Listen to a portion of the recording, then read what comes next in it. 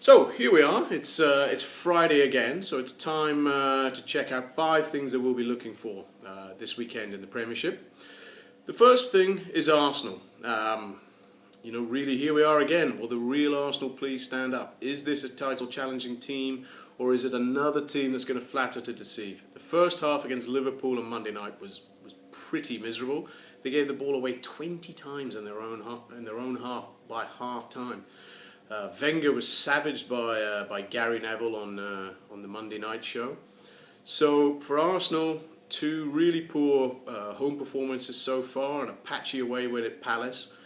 This is another big test for them. Newcastle looked, good against Manchester United. They're organised under McLaren, and St James's can always be a hostile place to go. Arsenal, a lot has been made about Chelsea's start, but Arsenal on the same amount of points. Arsenal need a win. I have a feeling they might get it, but this is going to be a real test of their championship mettle and character, and we need to see them come through that if we're going to believe that they really are title contenders. Next up is going to be the match between Villa and Sunderland. As I said, it's still only August, but these are 2 teams that have flirted with relegation in the past 2 seasons. In fact, done a lot more than flirt with it. Sunderland in particular look really poor, and I just wonder whether Dick Advocaat is having some serious second thoughts about taking the job. They haven't really strengthened the team in any meaningful way. Villa again, they're shorn of Delph and Benteke, 2 of their best players from last season. They had a good win on the opening day, but they've since struggled. I think this is a very important game for both of them. I think with Sherwood, whilst I don't think he's probably the greatest of tacticians, I think he's probably a decent motivator, and if Villa could get a bit of momentum, they might be okay. I fancy Villa to win this one, but I think the team that loses this one, if there is indeed a winner, is going to be in big trouble already. So this is a key fixture already, I feel. Now the Stoke-West Brom game, I think, is also worth keeping an eye on, particularly because of Stoke. I think with West Brom, we kind of know what we're getting with Pulis.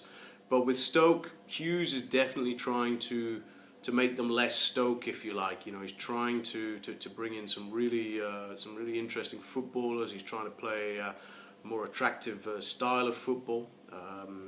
So far, the results haven't been coming for them. They fought back well at White Hart Lane, but they don't have a lot of points on the board. Shaqiri will obviously be a week fitter, and Bojan is apparently nearly there.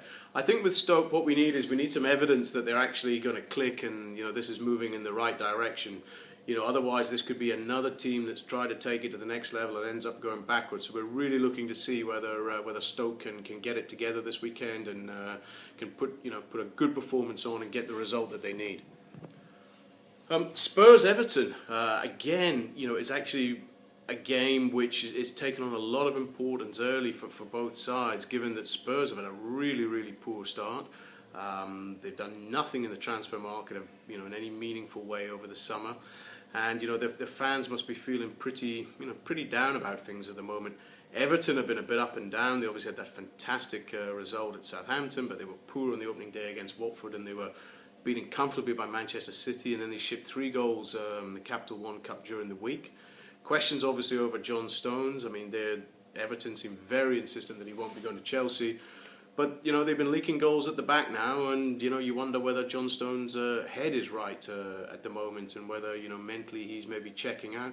This is a big game for both of these guys if they really want to, to have seasons that are in any way, interesting. Spurs have to win, or they're really in for a pretty sort of nothing season. I feel they'll already be so far, behind the rest of the pack. And for Everton, they need to...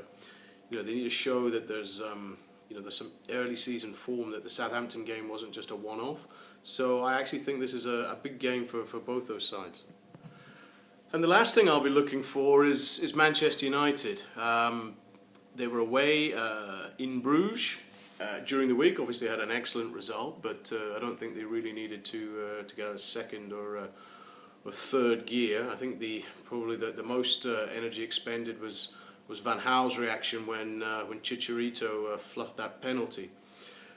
Manchester United were pretty poor against Newcastle last Saturday after a European midweek game. This week they travelled, and they've got a tough ask going to Swansea. Swansea look very, very good. They've got some excellent players. You know, I think that they really, for me, look, I would argue, the best out of the clubs that are not in the sort of the traditional top six.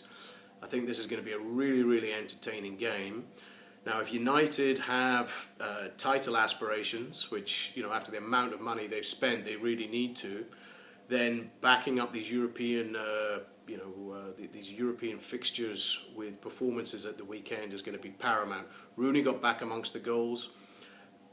We really need a strong signal from United that they are there for the title this season, but I have a feeling they might come up short at Swansea. I wouldn't be surprised if this is a draw, but it'll be a really, really strong sign of intent from Van Gaal's men if they can go there and win.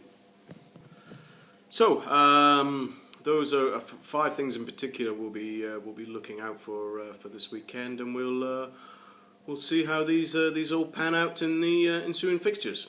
Thanks.